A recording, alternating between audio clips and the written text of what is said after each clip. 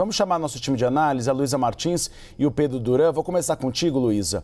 As provas obtidas pela Polícia Federal confirmam o teor de que o tenente-coronel Mauro Cid, ex-ajudante de ordens de Jair Bolsonaro, seu braço direito, disse em seu acordo de delação premiada às autoridades, fortalecendo, Luísa, a apresentação de uma denúncia contra o general Braga Neto. A tentativa de obter informações dessa delação teria sido decisiva para a decretação da prisão dele. Comenta com a gente, Luísa, porque isso é uma questão que reverberou muito no final de semana. Jair Bolsonaro, depois de várias horas em silêncio, decidiu se manifestar. E ele diz, é um inquérito cuja a denúncia está sendo avaliada pela PGR e as apurações terminaram. Mas a principal motivação da prisão não tem a ver com aquele inquérito. Tem a ver com uma delação premiada que está em segredo de justiça e que não foi encerrada.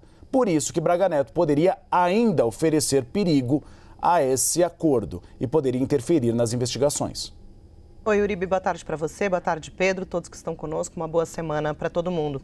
Uribe, mais do que isso que você disse, há uma avaliação ali na Procuradoria-Geral da República, e isso foi reforçado, inclusive, no parecer que o Procurador-Geral Paulo Gonet enviou ao Supremo Tribunal Federal, concordando com essa operação que prendeu o general Braga Neto neste sábado. O PGR fala que as investigações seguem em curso, então o relatório da Polícia Federal, aquele de 884 páginas, por maior que seja esse relatório, por mais completo que esteja ali no sentido de compilar, né, uma série de provas e evidências de que houve uma tentativa de golpe de Estado no país ali no fim de 2022, houve uma avaliação por parte dos investigadores da Polícia Federal e também da PGR de que novos desdobramentos podem vir por aí nos próximos dias.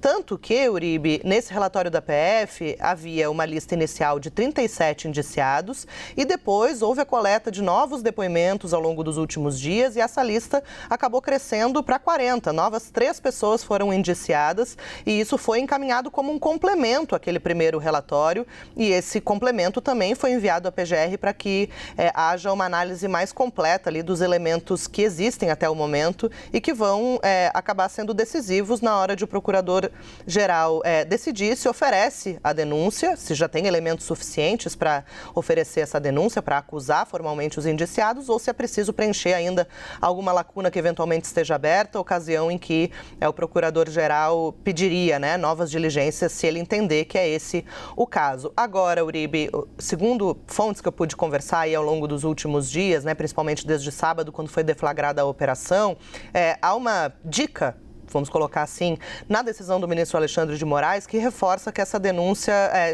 tem bastante chance de acontecer aí logo no início dos trabalhos do Judiciário em 2025.